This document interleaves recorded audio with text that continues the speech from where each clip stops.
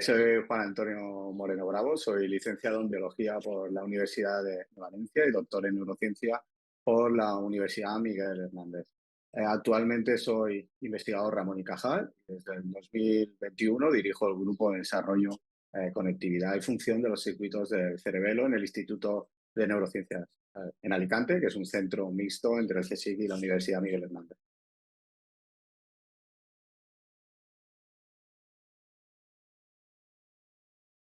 Bueno, el laboratorio está centrado en estudiar el cerebelo.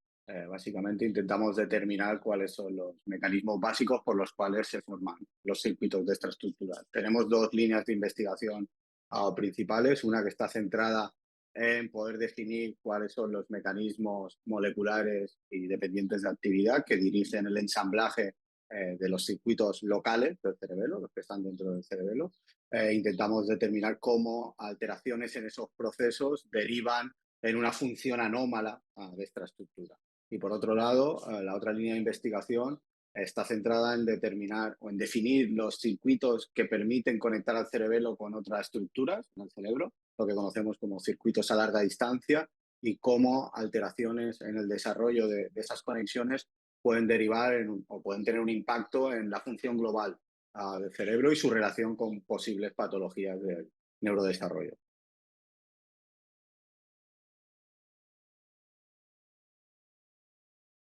Bueno, el proyecto CERCODE trabaja o está centrado en determinar si el cerebelo en desarrollo puede tener un impacto sobre el desarrollo de los circuitos neocorticales, básicamente. Lo que intentamos o lo que estamos haciendo es primero definir esos circuitos a larga distancia que he mencionado para poder determinar cómo y cuándo el cerebelo se conecta con la corteza en desarrollo. Y esto es una hipótesis que emerge de las investigaciones clínicas, donde se ha demostrado que lesiones tempranas del cerebelo en niños prematuros que tienen hemorragias cerebelosas tienen también una alteración remota a larga distancia de la corteza, que se piensa que tiene un origen cerebeloso debido a la interrupción entre la comunicación del cerebelo y la corteza. Y estos niños prematuros, los que sobreviven a los supervivientes a las lesiones, básicamente presentan una serie de disfunciones que van desde el ámbito motor, cognitivo, y un alto porcentaje de ellos está diagnosticado con un trastorno del espectro autista. Entonces pensamos que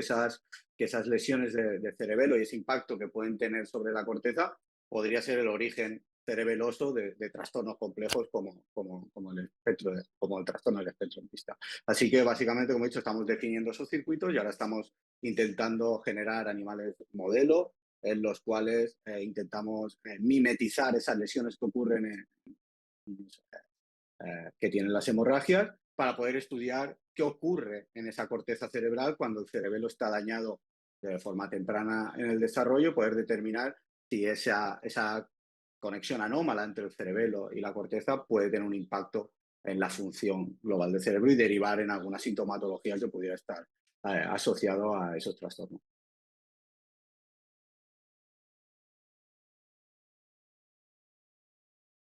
Bueno, el cerebelo clásicamente siempre se ha asociado a funciones motoras, a la coordinación motora, a coordinación de movimientos finos, el equilibrio, el balance.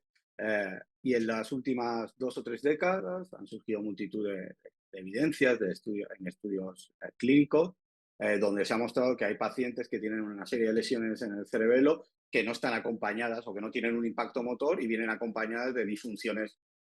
complejas, como pues, alteraciones en la cognición, en la emoción, en el lenguaje, cambios de personalidad. Y como he dicho, para mí lo que es más interesante es que cuando esas lesiones ocurren de forma temprana en el desarrollo, las disfunciones, tanto motoras como cognitivas, son más severas y muchos de los pacientes, en torno a un 40%, acaban siendo diagnosticados con los trastornos del espectro autista. De hecho, el cerebelo está considerado como el primer factor de riesgo no genético para el desarrollo de los trastornos del espectro autista y de hecho es el segundo factor de riesgo solo por debajo de tener un hermano gemelo monocigótico que tenga autismo. Es decir, es un factor de riesgo muy grande, es decir, el cerebelo en desarrollo podría ser un factor primario para el desarrollo de estas patologías, pero poco se conoce y por eso estamos trabajando también en el proyecto CERCODE para poder intentar determinar esto desde una perspectiva más del neurodesarrollo. la implicación del cerebelo en esas patologías complejas.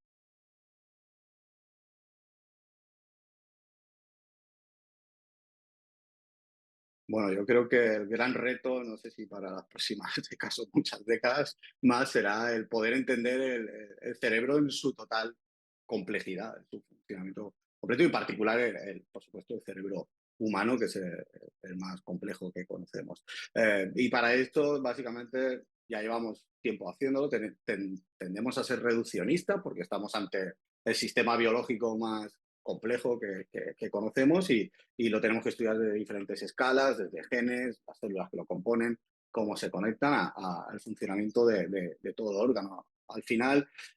yo desde mi punto de vista que trabajamos en desarrollo, sabemos que la formación aberrante de esos patrones de conectividad, al final son la causa subyacente de multitud de efectos patológicos que ocurren posteriormente. Entonces, al final, eh, entender cómo se forma el cerebro y cómo funciona desde temprano el desarrollo es básico para en el futuro poder diseñar alguna estrategia de mejora o para poder restaurar las funciones del cerebro. Yo creo que en la última década diría que se ha avanzado muchísimo. Ahora tenemos nuevas aproximaciones experimentales en el campo que nos están ayudando, van acelerando un poco nuestro entendimiento sobre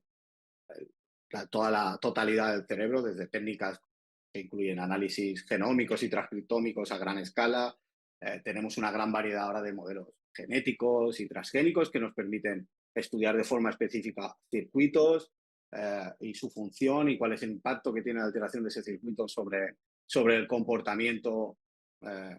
funciones complejas, es decir, y también tenemos nuevas técnicas de imagen y que nos permiten estudiar toda la complejidad de los circuitos, cómo funcionan de forma global en el cerebro. Pero creo que todo esto además está ahora generando grandes volúmenes de información y ahora en los siguientes años tenemos que aprovechar la gran capacidad de computación que se están generando, a inteligencia artificial y todas estas aproximaciones para que nos ayuden a entender el funcionamiento global, que creo que es lo más difícil, es decir, entender cómo todas las partes están conectadas, cómo reciben la información, cómo la procesan y todo eso acaba generando un comportamiento complejo, como puede ser la cognición, la memoria, etcétera. Entonces yo creo que el campo está moviéndose hacia ahí y creo que aún estamos lejos, pero vamos avanzando poco a poco y al final llegaremos a comprender mucho mejor el cerebro y sus trastornos, por supuesto.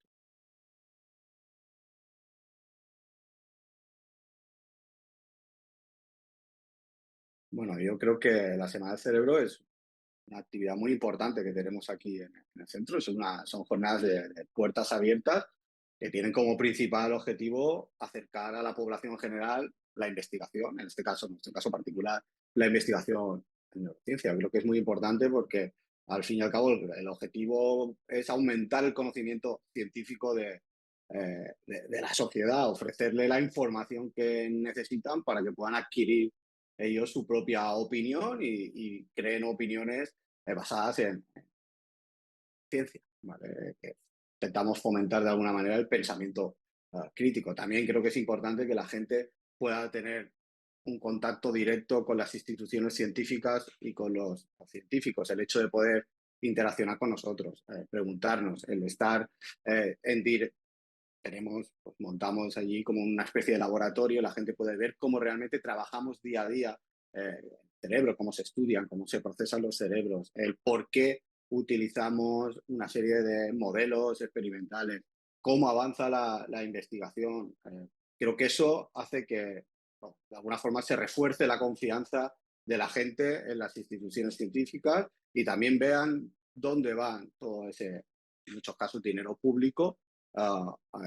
¿En qué lo utilizamos realmente? Porque ahí siempre hay una brecha a veces entre la investigación y la población. Entonces creo que este tipo de actividades son esenciales y además también nos interesa muchísimo el fomentar la carrera científica. Muchas de las actividades están enfocadas a alumnos que vienen desde colegios e institutos y creo que es bueno que haya una continuidad y que la gente se interese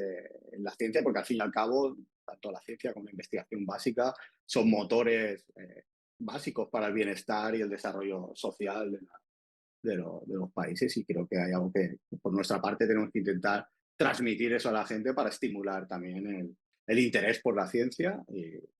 como he dicho, el pensamiento crítico y que la gente forme esas opiniones basadas en hechos científicos.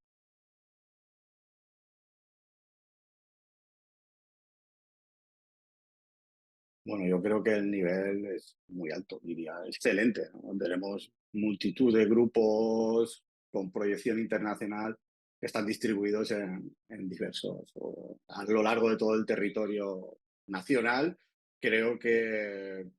hay grupos pioneros y top en su campo, en los diversos campos de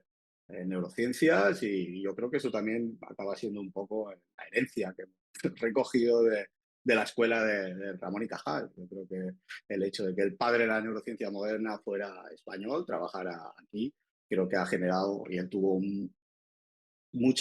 hizo un gran esfuerzo por generar una escuela. Entonces yo creo que al final eso ha acabado, se ve reflejado un poco en ahora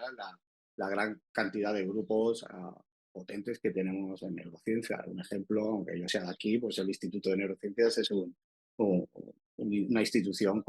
conocida internacionalmente, donde, como he dicho, hay grupos que son punteros en sus campos. Entonces creo que es un nivel muy alto, y a pesar de que a veces pues, bueno, tenemos que competir con otros países que tienen a lo mejor mayor financiación y mayores recursos, pero creo que el nivel es muy, muy alto. Y no tiene nada que envidiar a ningún otro sitio.